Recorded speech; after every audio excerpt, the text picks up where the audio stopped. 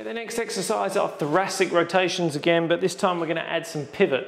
So pivoting is quite an important aspect of the way we move, because obviously we don't just move forward and backwards, we're going to move side to side.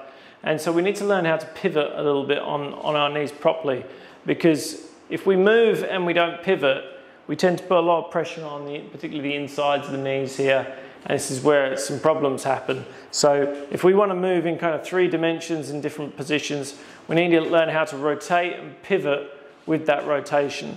So this is an exercise to practice that, and we're obviously going to do some thoracic rotation as well. So I'm going to try and squeeze myself in here to the camera in this smallish room. So for this one, you're going to be quite wide with your hips, and you're going to point your feet out a little bit, and then again, posture as always in the best position you can.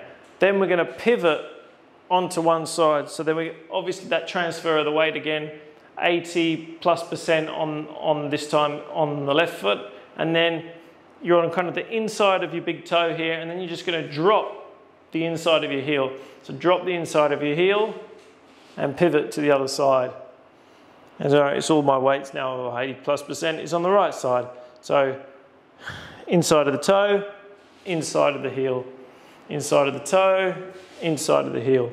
And then we're going to add an arm swing here. And notice what I do with this arm swing.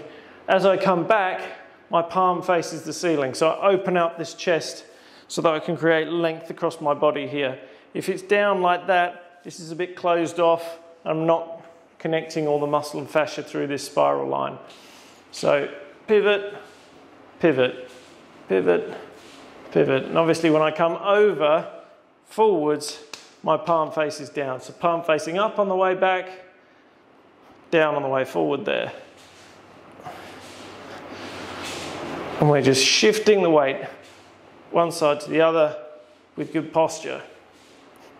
Now you can do this quite strongly, and it makes it quite tough to do. If you find you're worried about, if you find this is pulling on your knees, lower back or anything, then it's a nice slow movement, and then you can control that pivot a little more. But obviously the stronger, the more comfortable you feel holding a good posture, it's not hurting you anyway, we can make that a bit more of a dynamic movement. And so that's a pivot with the thoracic rotation. I'm going to add one to this same one. We're going to still do some thoracic rotations, but this time with no pivot.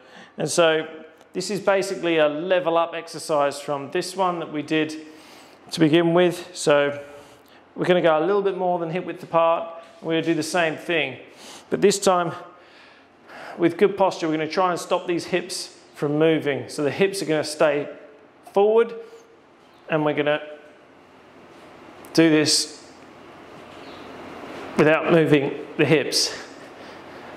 And just like in the other exercise, see if you can get, as my arm goes back here, as my torso turns this way, I'm going to try and turn my hip that way.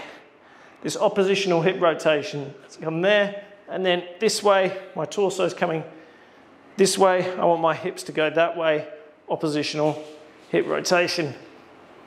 And again, the faster you do it, the harder it is. Again, but you can do it slow. It's still tough. I mean, that